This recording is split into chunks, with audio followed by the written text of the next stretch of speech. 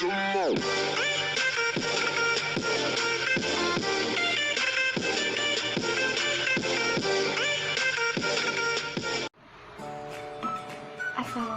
warahmatullahi wabarakatuh. Selamat siang.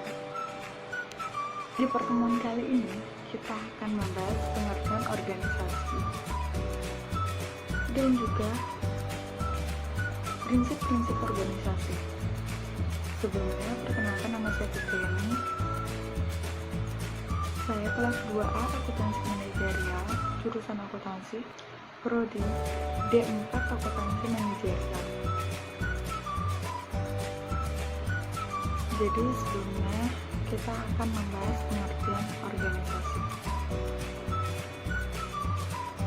Pengertian organisasi adalah merupakan fungsi kedua dalam manajemen dan pengorganisasian. Didefinisikan sebagai proses kegiatan penyusunan struktur organisasi sesuai dengan tujuan-tujuan, sumber-sumber, dan lingkungannya. Dengan demikian, hasil pengorganisasian adalah struktur organisasi.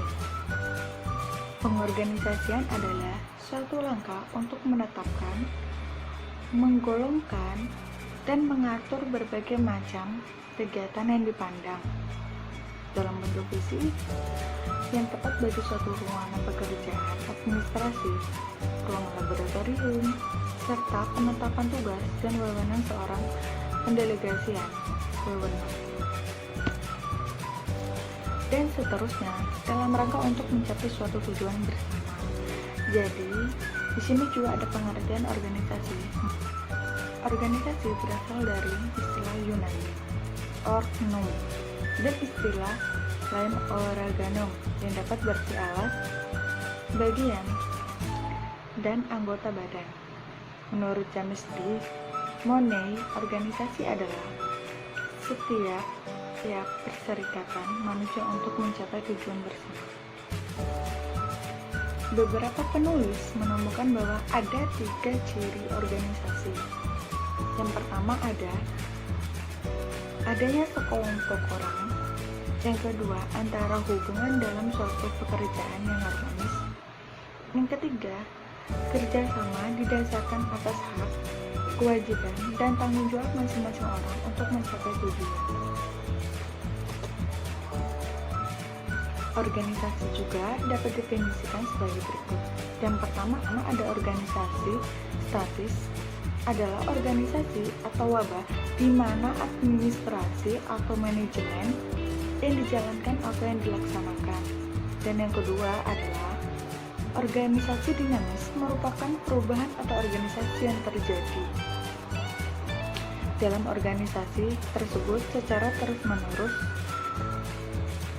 dan secara proses manajemen, di mana fungsi-fungsi manajemen diterapkan atau dilaksanakan. Organisasi juga dibedakan menjadi 2 bentuk. Yang pertama ada organisasi dalam arti formal, di mana merupakan sistem tugas, hubungan dan wewenang, tanggung jawab, dan juga pertanggungjawaban yang dirancang oleh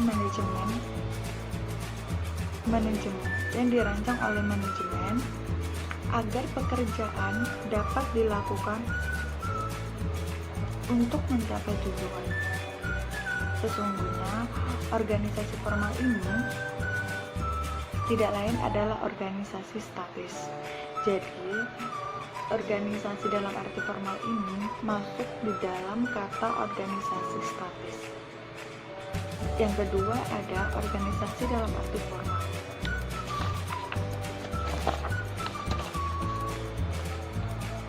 Adalah suatu jaringan hubungan pribadi dan sosial yang mungkin tidak dilakukan oleh dasar hubungan wewenang formal, tetapi berdasarkan pada kebersamaan seperti kepentingan perasaan, tugas dan pekerjaan, serta kegemaran.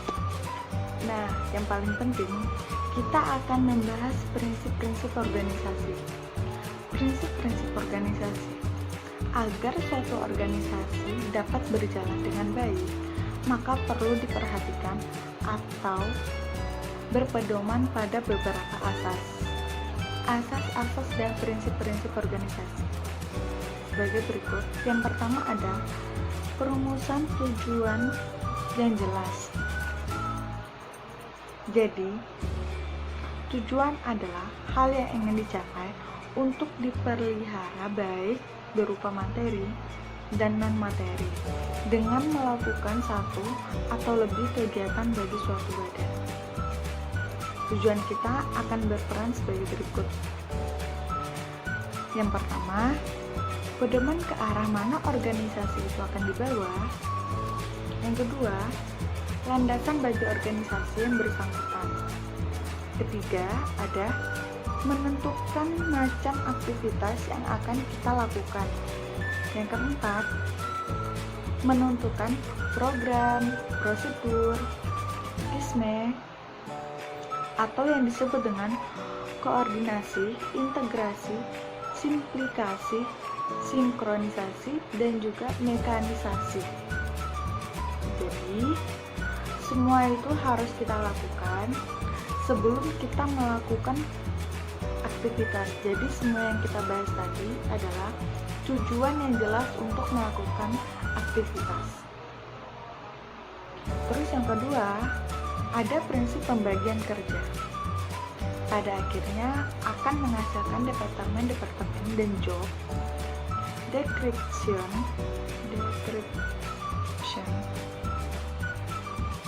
dan job description.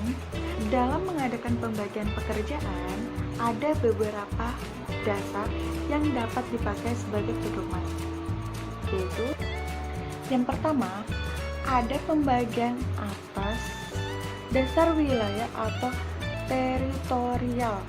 Misalnya kabupaten membagi tugas pekerjaannya atas dasar kecamatan yang dapat dilakukan kabupaten tersebut. Yang kedua, pembagian kerja atas dasar jenis benda yang diproduksikan. Misalnya dalam suatu industri mobil terdapat urusan mobil sedan, truk, cap, dan lain-lain. Dan yang ketiga, pembagian atas dasar langganan yang dilayani. Misalnya dalam hal melayani pemerintah, kontraktor, masyarakat umum, dan lain-lain. Keempat, pembagian kerja atas dasar fungsi, di mana putusan dapat diambil dengan cepat pada unit yang cepat. Yang ketiga, tanggung jawab bawahan dapat dimotivasi sehingga kita perlu untuk menunggu perintah. Mendidik bawahan dalam mengembangkan tugas dan rasa tanggung jawab yang lebih besar. Jadi, di sini kita akan membahas pengawasan yang harus kita lakukan. Dan sebagaimana mungkin kita lakukannya dengan sederhana, membahas tentang perusahaan perintah dan tanggung jawab. Menurut prinsip ini, seseorang atau seorang bawahan hanya mempunyai seorang atasan dari siapa ia menerima perintah, kepada siapa ia memberi tanggung jawab, dan akan melaksanakan tugasnya. Jadi bawahan akan hanya diperintahkan oleh atasannya saja. Dan bawahan juga harus memiliki tanggung jawab sehingga atasan memiliki kepercayaan untuk diperintahkan kepada bawahan.